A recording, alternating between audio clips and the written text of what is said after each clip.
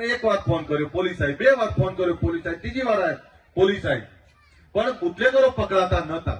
એટલે ઘણા બધાને એવું થાય બુટલેગરો પકડાય કેમ નહીં, એટલે નતા પકડાતા કે એમાં કેટલાક તો હોય ને મેસેજ આપનારા કે આવી રહ્યા છીએ ભાઈ બંધ કરી દેજો, એટલે બુટલેગર ના પકડાય. પણ ઉપરથી ઘરમાં ઘૂસીને માર્યા, એ દીકરાને માર્યો, એની વાઇફને મારી. સુરેન્દ્રનગરના ડીએસપી ને કહેવા માંગુ છું, આવો પીઆઈ અમારે ના જોઈએ.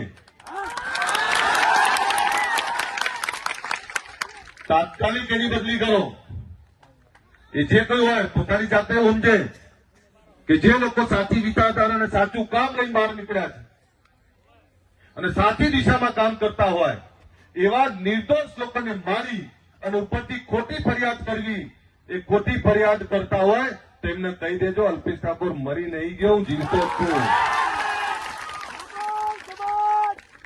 અને એનો એ જ